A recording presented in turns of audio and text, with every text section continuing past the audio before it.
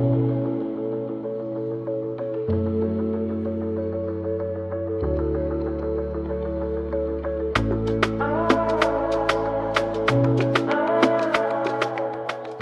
hello all, welcome back to the Purple Rain podcast. And excitement, of course, is growing in the air for this year's up-and-coming World Championships in Denmark, which are taking place on the 6th through to the 16th of November 2026.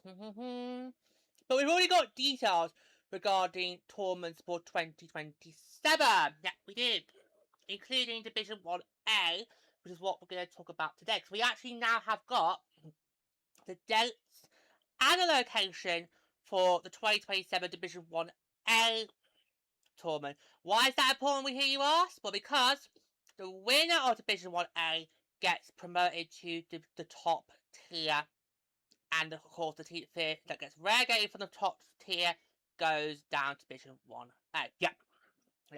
As a reminder, this year all the lower divisions still held their tournaments back in April, so you can go and check out the episode we did on this year's Division 1A tournament, which Milo, of course, did back in April. Of course, it was quite a shocker, that result! It still blurs my mind. Literally, France won that. I know, literally, when you had Hungary, wow, literally, like, neck and neck, it was like, wow. Yeah, but beginning 2027, all divisions, so Division 1, 2, 3, and 4 will align with the top tier next year, and they will all be played in November of 2027. So, next November, so not this year, but in 2027, it's going to be really jam-packed for us three, because obviously, as well as the top tier, we've also got to keep an eye on what's going on in Division 1A, so obviously whoever wins that gets promoted to our tier. So we're going to run through, so even though, sorry, so we are recording this mid-July of 2026, and this will be definitely posted way before this year's World Championships. So we're recording this in mid-July, so of course we do not have the full lineup, but we will remind you of the teams that are currently in the Division 1A tournament for next year, and the dates, and the location. So here we go. So exciting. So that means you're going to have 2 World Championship tours you'll need to put on your phone next year in terms of calendar. Yep. We'll talk about that another time, lady. We'll talk about that another time. Yeah, but yeah, you're right. We'll have 2 to do. Yeah. Oh, that's good. Right, so the 2027 Division 1A tournament is going to be taking place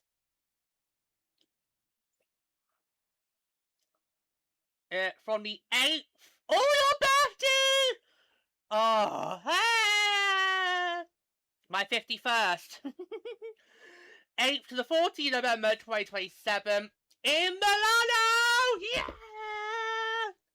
Woohoo! In Milano! Oh, that is so good for Italy. That is so good. You know, they literally, you know, on the back, on the heels of having a successful Olympics back in February, you get to host another international hockey tournament not so long after. That is absolutely just brilliant. That is music to my ears. Oh, so excited. But let's face it, Italy gave us an outstanding tournament. Oh yeah, they did. I mean, we should not have listened to Twitter. Put that on a t-shirt! Yeah, put that on a t-shirt! We should not have listened to Twitter. No, we know best. We have got 16 years under our belts now. We should have learned better than to listen to Twitter. Yeah, everyone was just mouthing off on Twitter about the state of the arenas and all that, but we knew better. And of course, when you got to see the competition begin in full, its full glory, wasn't really that many issues really today, were they? None at all. Like literally none at all. So I just felt the whole furore was for nothing, and we of course did end up getting dragged into it because it did eventually affect us, but it's really good for Italy, you know, a nation up on the rise. They really could in a few years' time. They could be top tier. Yeah. I mean, I think what was, and obviously on the Olympic Hockey Show, we are doing report cards for all the nations. What I think was interesting about Italy was how they didn't just want to be the gracious host, you know, and just get some ice time. They came to play. they came to play. And I don't think many people saw Italy going to the quarterfinals at the start of the tournament, but they came to play. And if you look at their group games, the only time they were not competitive was against Sweden. That's understandable. Oh yeah, that's understandable. You go against Sweden. Sweden's probably one of the top teams in Europe, so you're gonna have a very hard time going against Sweden. But yeah, honestly, the rest of them were all competitive. Oh, the Germany game breaks my heart because Italy played so well and very nearly did take points off Germany in that game, so that was a bit of a heartbreaker. I had no preference who won that game, but secretly was for, oh, it would be great for Italy to have that extra boost under their belts. No. So I'm really pleased that the Italians, literally not long after they get to host the Olympic Games, they get given another international tournament, which is really, really good. And it shows that Italy is, actually, is on the rise, becoming a new hockey nation. Yeah, I mean, they've only been in the Olympics twice, and that was technically by default as the host nation.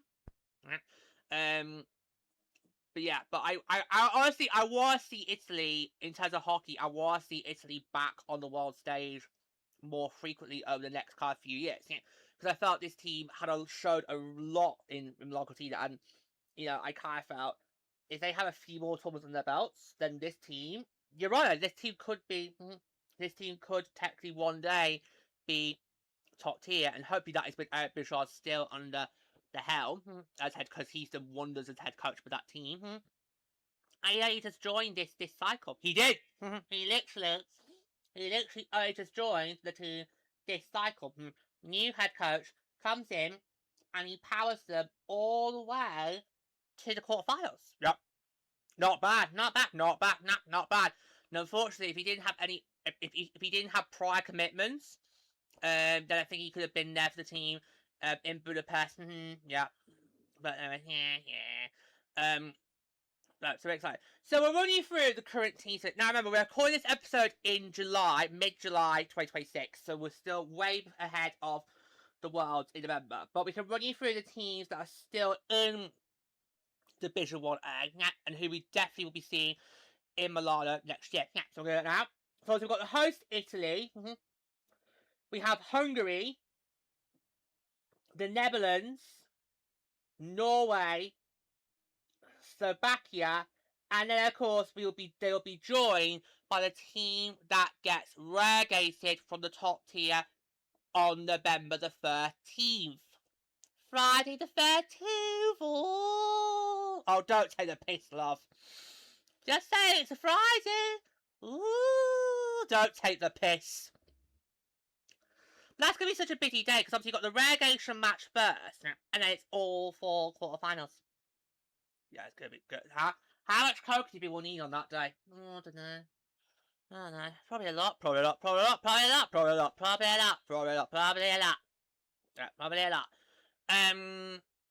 Yeah, should I just remind how the relegation match? Yeah.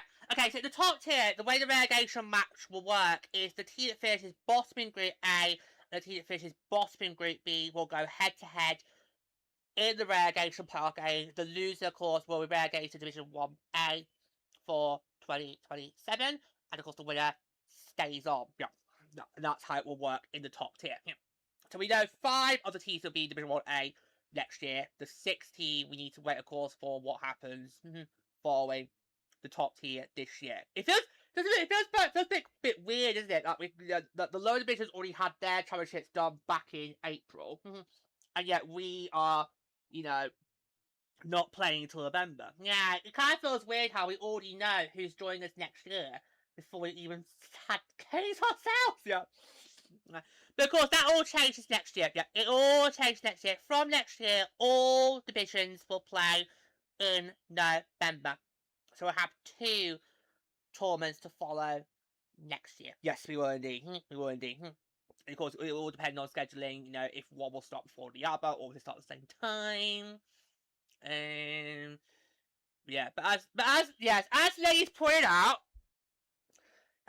the Division 1A tournament next year will be starting on my birthday.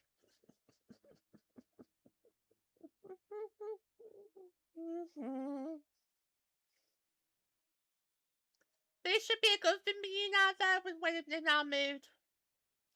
I know you two tried to said that last year when the news was was announced, yeah, you would try to raise my spirits about how, oh, every time your birthday rolls, you'll have women's hockey.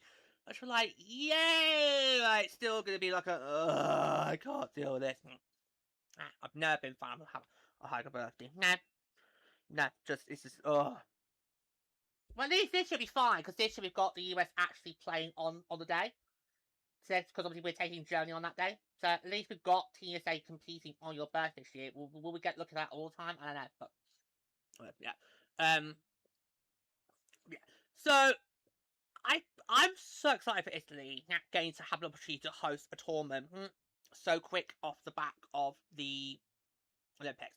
Because obviously Italy, alongside Sweden, back in 2019, did bid for those games. Isn't that the last bidding race we had? As far as I'm aware, yeah, that's the last time we've had an Olympic bidding race for either winter or the summer. Yeah, I honestly, I don't like how Olympics are now bidded for. I really don't. I remember in my early teens, always looking forward to seeing a bidding race for Olympic Games. So I always found it so fascinating to see which countries, will put themselves forward and where we might be going.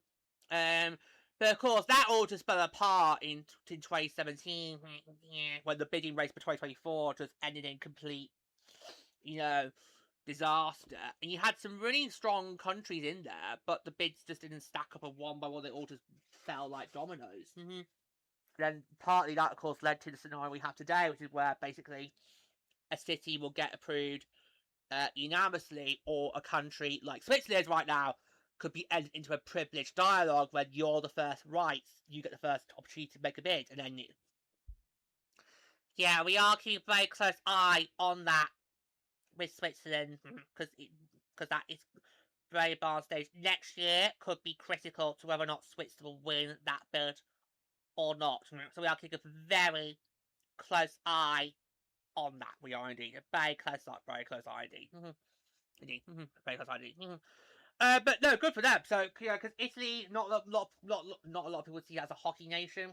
Yet they've got two big international tournaments, literally back to back. That's good. That helps, and that helps build off on the legacy of Milano Cortina. A legacy that had that tainted run up with everyone just literally having no faith in the country, especially with the readers, and then you get to the games and it just all works like that. And they did so well. Honestly, I don't. Okay, we don't know what it was like for you people actually being there, but when you were in our position, watching on the telly, you couldn't really tell that this arena had literally given everybody heart attacks for the last 6 months. You couldn't tell. You could not. You could not tell. You could not. When you were watching at home, you could not tell that this arena had literally given everybody heart attacks for the last 6 months, because it just looked like another state-of-the-art facility. Yeah, I just don't get what the fuss was about. Yeah. Honestly, I just don't get what the fuss was all about. And at the end of the day, Italy gave us a really good tournament. The facilities actually ended up, being up to scratch. You didn't really hear any complaints from the players that were bold. Yeah. So literally, I think everybody needs to be fucking ashamed of themselves, because you all went on a furore for nothing. Like, nothing. So who do we think could be the early contenders? I mean, I know we haven't got all the teams yet, but who do you think of these 5 that are still in Division 1A? Who do you think could be the early contender next year? I think Hungary, easily. And I know we had this conversation the other day when we were talking about doing this episode, Georgia. You were saying how you kind of feel Hungary is determined to be a top tier team. Yeah, I feel with Hungary, I feel like they are so. They kind of feel like that they should be a top tier team. They should be the top division outright. But of course, they were the top division last year, and they just didn't live up to the scratch. They played poorly against all the teams, and I can't remember if it was them or Norway that came. Should we look it up? Can you do it? I could look it up. Yeah. I can't remember between it was Norway or Hungary that came last year in that group. I'll do it now. Okay, Hungary.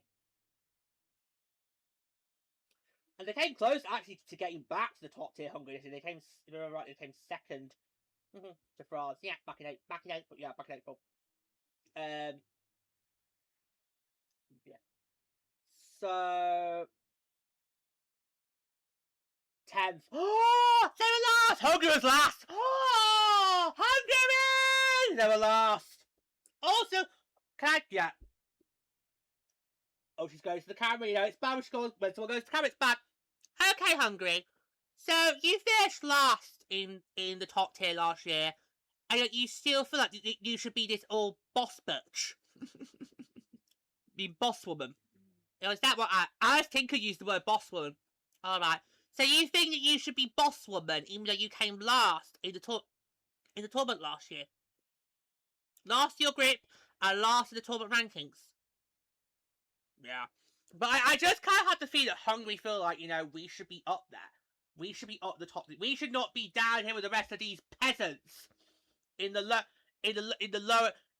divisions. But you haven't really shown that much, Hungary, that you've got the medal to stay in the top statistic. Because remember, in 2023, they were in the top tier and got relegated. Then they won promotion back in 2024. Then in 2025, you get relegated straight back down again. And oh dear, the trend snapped. It did! It did! The trend snapped! It did! The trend snapped! It did! Oh dear. It's all by your country, it's your fault! It's your country's fault, it's your fault! You snapped their streak! You snapped their streak, lady, it's your fault! But no, I think Hungary could be seen as a good shout. What about Italy?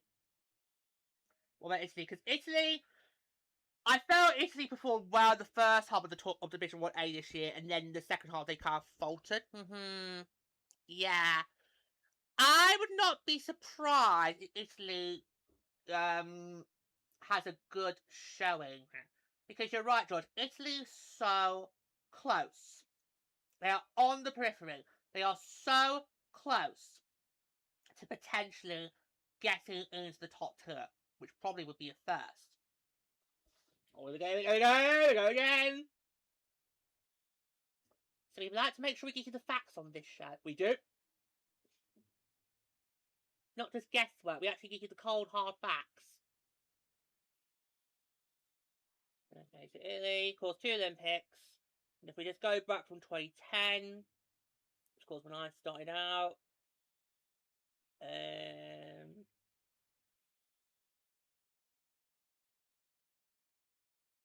no, Italy's never been in the top tier.